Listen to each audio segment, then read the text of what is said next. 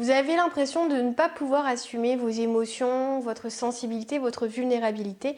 Et si vous appreniez aujourd'hui à être vrai, à être vraiment vous-même et à voir tout ce que ça peut vous apporter. Regardez ça tout de suite.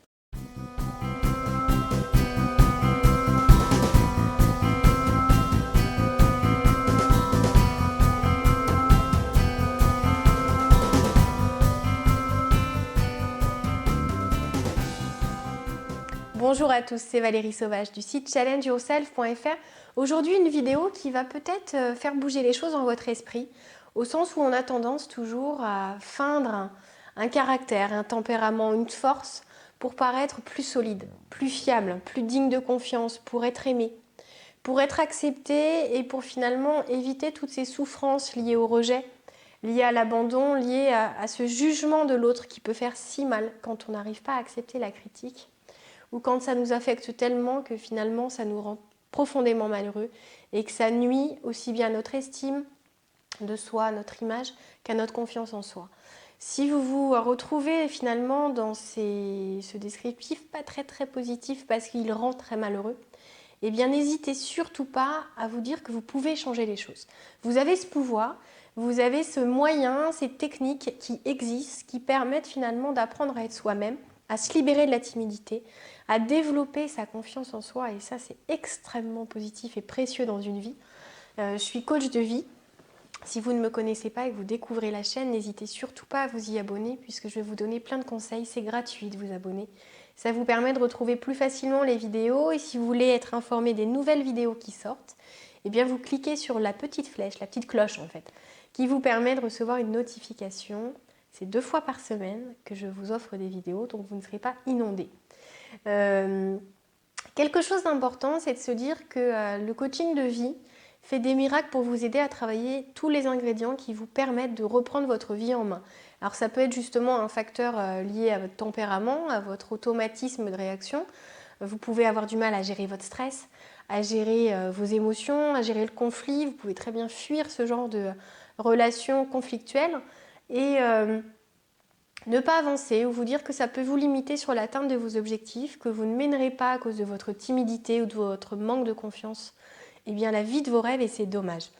En coaching de vie, on accompagne aussi bien des professionnels dans le cadre de leur entreprise qui ont des choses à faire, des choses à travailler. Ça peut être une meilleure communication, ça peut être une plus grande performance, ça peut être un meilleur rapport aux autres pour plus vendre. Mais ça peut aussi être des choses liées à l'intime, aux peurs, aux freins personnels, aux angoisses, à nos fonctionnements, à notre vision des choses qui peut être très pessimiste.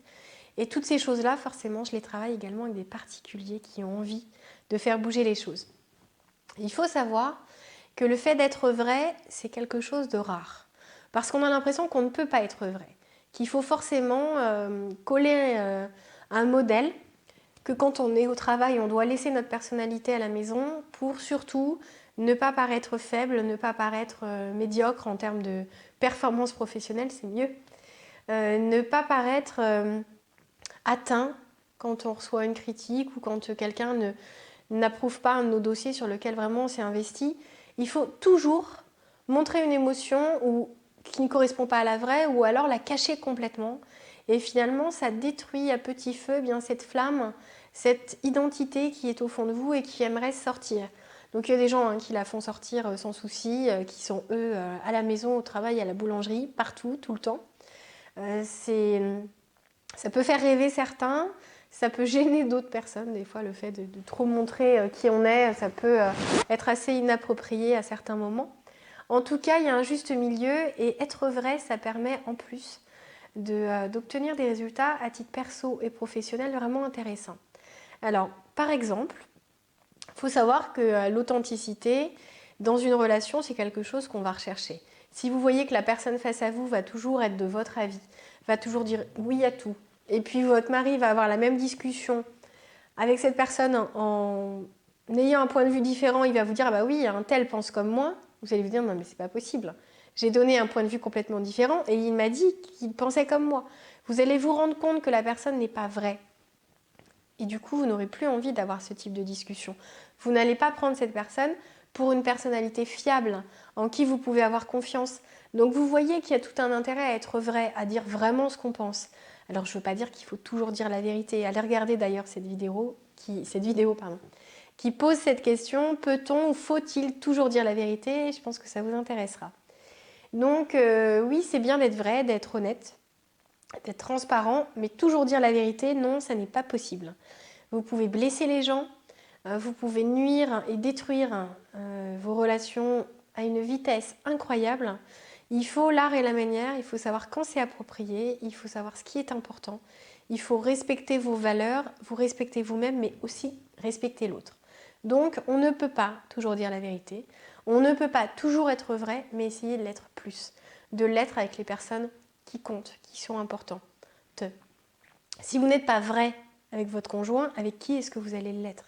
Si vous n'êtes pas vrai avec vos parents, comment voulez-vous être vraiment épanoui? Alors il y a des gens qui vont me répondre, oui, mais moi je peux pas.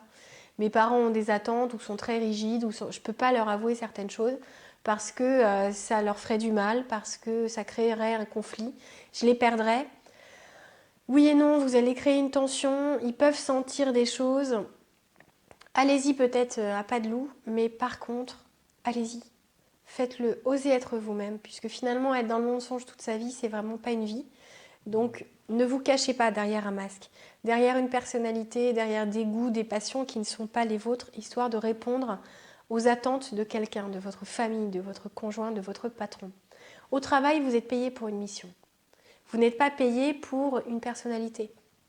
On vous a embauché pour accomplir quelque chose, parce que vous étiez bon dans un domaine, ou dans plusieurs domaines, mais finalement, votre personnalité est un plus. Ça n'est pas ça qui a conditionné la chose. Alors certains vont me répondre si, c'est parce que je suis hyper à l'aise, hyper extravertie, ou que j'en donne l'impression que finalement l'employeur m'a choisi moi. Voilà. Oui et non, mais justement, si c'est pas vous, si vous avez menti dès le départ, ça va être hyper compliqué de tenir dans la durée. Donc soyez vrai le plus tôt possible. Alors ça ne veut pas dire qu'on arrive au premier rendez-vous amoureux en déballant toutes ses faiblesses, toute sa vulnérabilité, en parlant de toutes ses émotions dures à gérer. Non, il y a un dosage, il y a une retenue à avoir. Au travail, il faut une retenue. On ne parle pas de toutes ses émotions, on ne montre pas sa vulnérabilité à des personnes qui sont plutôt médisantes, plutôt jalouses, qui sont fausses, qui sont là pour utiliser la faiblesse qu'elles vont pouvoir voir pour avancer elles-mêmes, pour progresser et écraser les autres. Donc faites attention. Méfiez-vous, vous n'êtes pas entouré de personnes forcément bienveillantes à 100% ou des personnes qui vont vouloir votre bien. Donc protégez-vous, ayez toujours une espèce de bouclier de protection pour ne pas être trop déçu. Mais si vous ne vous ouvrez pas, si vous ne révélez pas qui vous êtes, si des fois vous ne montrez pas votre vulnérabilité, vous n'allez pas créer ces liens forts. Personne ne va vous montrer sa vulnérabilité si vous ne vous montrez jamais la vôtre. Si vous semblez être fort, invulnérable, si vous semblez réussir à affronter chaque obstacle, à vous relever de chaque épreuve, une personne qui va avoir une épreuve moindre par rapport à ce que vous avez vécu n'osera jamais vous dire qu'elle va mal, qu'elle est triste, qu'elle est déçue. Mais si vous amenez la chose, si des fois vous lui dites, voilà, moi aussi j'ai vécu des choses qui m'ont déçue, qui m'ont affectée, qui m'ont blessée, j'ai pris un petit peu de temps pour digérer la chose, pour me relever et pour me reconstruire. Et la personne va s'ouvrir et se dire, ah bon, mais je croyais que toi rien t'affectait, que tu étais extrêmement fort, que tu avais un niveau de confiance en toi hyper élevé. Vous allez créer un lien beaucoup plus fort en vous montrant vrai.